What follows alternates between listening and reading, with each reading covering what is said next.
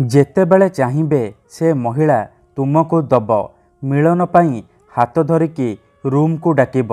ଆଜି ରାତିରେ ଶୋଇବା ପୂର୍ବରୁ ଏହି ମନ୍ତ୍ରକୁ 3 ଥର ପଢ଼ି ଦିଅନ୍ତୁ।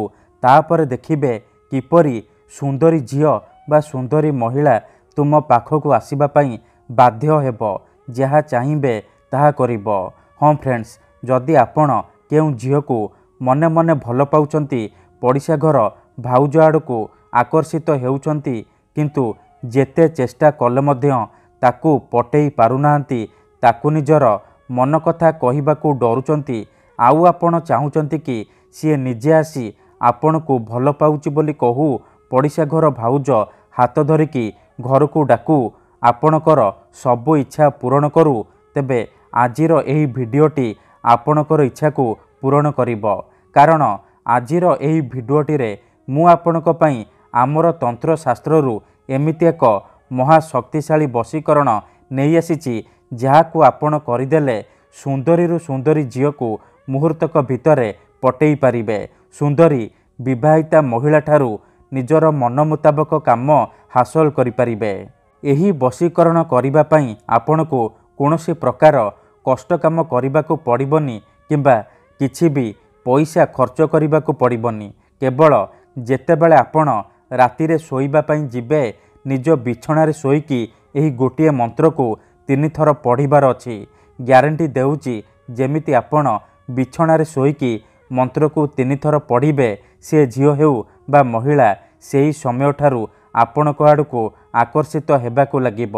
ରାତି ଦିନ ଆପଣଙ୍କ କଥା ଭାବିବ।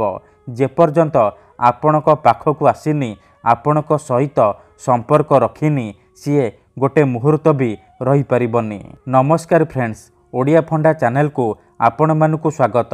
ଆଜିର ଏହି ଭିଡ଼ିଓଟିରେ ମୁଁ ଆପଣଙ୍କୁ ଶିଖେଇବି ଝିଅ ପଟେଇବା ପାଇଁ ବଶୀକରଣ ମନ୍ତ୍ର, ନାରୀ ମୋହିନୀ ବଶୀକରଣ ମନ୍ତ୍ର, ଯାହାକୁ ପ୍ରୟୋଗ କରି ଆପଣ ନିଜ ପସନ୍ଦର କେଉଁ ବି କୁଆଁରୀ ଝିଅ ବା ବିବାହିତା ମହିଳାକୁ ମୁହୂର୍ତ୍ତକ ଭିତରେ ନିଜ ବଶରେ କରିପାରିବେ। କିନ୍ତୁ ଏହାକୁ ଆପଣ ଭାବିଚିନ୍ତିକି ପ୍ରୟୋଗ କରିବେ, କାହିଁକି ନା ଏହାର କୌଣସି ପ୍ରକାର କାଟ ନାହିଁ। ଯିଏ ବି ଏହାକୁ କରିଛି 100ରୁ 100% ସଫଳ ହେଇଛି। ତେଣୁ ଯଦି ଆପଣ ଝିଅ ପଟେଇବାକୁ ଚାହୁଁଛନ୍ତି, ପଡ଼ିଶା ଘର ଭାଉଜଠାରୁ ନିଜର ମନ ମୁତାବକ କାମ ହାସଲ କରିବାକୁ ଚାହୁଁଛନ୍ତି, ତେବେ ମୋ କଥା ମାନି ଆଜି ରାତିରେ ଶୋଇବା ପୂର୍ବରୁ ଏହି ମନ୍ତ୍ରକୁ 3 ଥର ପଢ଼ି ଦିଅନ୍ତୁ। ଗ୍ୟାରେଣ୍ଟି ଦେଉଛି, ତାପରେ ଦେଖିବେ ଚମତ୍କାର। ଏହି ବଶୀକରଣ ଏତେ ଶକ୍ତିଶାଳୀ କି ଏହାର ପ୍ରୟୋଗରେ ଆପଣ ଶାଶୁ, ନଣନ୍ଦ, ଦିଅର, ଭାଉଜ କାହାକୁ ବି ନିଜ ବଶରେ କରିପାରିବେ। ତାଠାରୁ ନିଜର ମନ ମୁତାବକ କାମ ହାସଲ କରିପାରିବେ। ଏହି ବଶୀକରଣ କରିବା ସବୁଠାରୁ ସହଜ। ଏହାକୁ ଆପଣ କିପରି କରିବେ, କେମିତି କରିବେ, ଏହାର ପ୍ରୟୋଗ ବିଧି କ'ଣ, ମୁଁ ଆପଣଙ୍କୁ ଶିଖେଇବି। ସମ୍ପୂର୍ଣ୍ଣ ପ୍ରୟୋଗ ବିଧି ମୁଁ ଆପଣଙ୍କୁ ଶିଖେଇବି। ଜାଣିବା ପାଇଁ ଭିଡ଼ିଓଟିକୁ ମୂଳରୁ ଶେଷ ପର୍ଯ୍ୟନ୍ତ ପୁରା ଧ୍ୟାନ ସହିତ ଦେଖିବେ। ପ୍ରୟୋଗ ବିଧିକୁ ଠିକ୍ ଭାବରେ ଶିଖିବେ। ତାପରେ ଆପଣ ବଶୀକରଣ କରିବା ପାଇଁ ଯିବେ। ଅଧାରୁ ଛାଡ଼ିକି ପଳେଇଲେ କିମ୍ବା କାଟି କାଟି ଦେଖିଲେ ଆପଣ କିଛି ବି ବୁଝିପାରିବେନି। ପରେ ଆପଣ କମେଣ୍ଟ କରିବେ, ଗୁରୁଜୀ ଆପଣଙ୍କର ବଶୀକରଣ କାମ କରୁନି। ତେଣୁ ମୋର ଆପଣମାନଙ୍କୁ ଅନୁରୋଧ କି ଆପଣ ଭିଡ଼ିଓଟିକୁ ପୁରା ଧ୍ୟାନ ସହିତ ଶେଷ ପର୍ଯ୍ୟନ୍ତ ଦେଖନ୍ତୁ। ପ୍ରୟୋଗ ବିଧିକୁ ଠିକ୍ ଭାବରେ ବୁଝନ୍ତୁ। ତାପରେ ଆପଣ ବଶୀକରଣ କରିବା ପାଇଁ ଯିବେ। ବଶୀକରଣ କରିବା ପୂର୍ବରୁ ଆଉ ଗୋଟିଏ ଛୋଟିଆ କଥା ମନେ ରଖନ୍ତୁ। ମନ୍ତ୍ର, ତନ୍ତ୍ର, ଯନ୍ତ୍ର, ବଶୀକରଣ ଇଏ ଏମିତି ସେମିତି କାମ କରେନି। ମନରେ ସମ୍ପୂର୍ଣ୍ଣ ବିଶ୍ୱାସ, ନିଷ୍ଠା ଆଉ ଏକାଗ୍ରତାର ସହିତ ଆପଣଙ୍କୁ ଏହି ବଶୀକରଣ କରିବାକୁ ପଡ଼ିବ। ତେବେ ଯାଇ ମୁଁ ଆପଣଙ୍କୁ ଗ୍ୟାରେଣ୍ଟି ଦେଉଛି, ଆପଣ ଯାହାକୁ ଚାହିଁବେ ତାକୁ ପଟେଇ ପାରିବେ, ନିଜ ଆଡ଼କୁ ଆକର୍ଷିତ କରିପାରିବେ।